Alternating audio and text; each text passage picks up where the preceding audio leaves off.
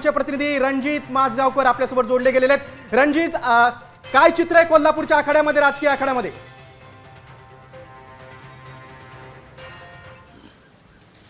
खरं तर आता झालेली निवडणूक ही कार्यकर्त्यांची निवडणूक असं म्हटलं जातं, मात्र या निवडणुकीमध्ये सर्वाधिक लक्ष हे राज्यातल्या दिग्गज नेत्यांनी घातलं होतं। त्यामुळे कार्यकर्त्यांपासून नेत्यांपर्यंत ही निवडणूक अत्यंत प्रतिष्ठेची ठरलेली आहे। कोल्हापूरच्या बाबतीत बोलायचं झालं तर कोल्हापुरामध्ये एकूण 13 म्हणजे 10 नगरपरिषदा आणि 3 नगरपंचायता यांच्यासाठी मतदान झालेलं आहे। आणि यात प्रामुख्याने राष्ट्रवादीचे हसन मुश्रीफ, काँग्रेसचे सतेज पाटील, त्यानंतर भारतीय जनता पार्टीचे नेते धनंजय महाडिक यासह राजेंद्र पाटील यड्रावकर या दिग्गज नेत्यांची प्रतिष्ठा पणाला लागलेली आहे। एकूणच या 13ही नगरपंचायत नगरपरिषदांचा आपण कल पाहिला तर या परिषदेमध्ये आपलाच उमेदवार व्हावा, त्या पद्धतीनं नगराध्यक्षपद आपल्यालाच मिळावं यासाठी चुरशीनं नागरिकांनी मतदान केलेलं आहे।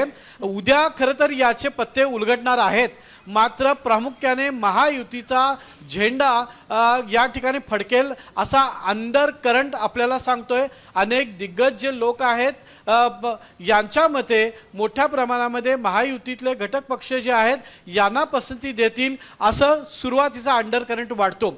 मात्र यातली दुसरी महत्त्वाची एक गोष्ट अशी आहे की जिल्हा या निवडणुकांमध्ये एकूण जिल्ह्यामध्ये जिथं जिथं युती आघाडी झाली यामध्ये मात्र काही ठिकाणी अभद्र युत्या झाल्याचं आपल्याला पाहायला मिळतं।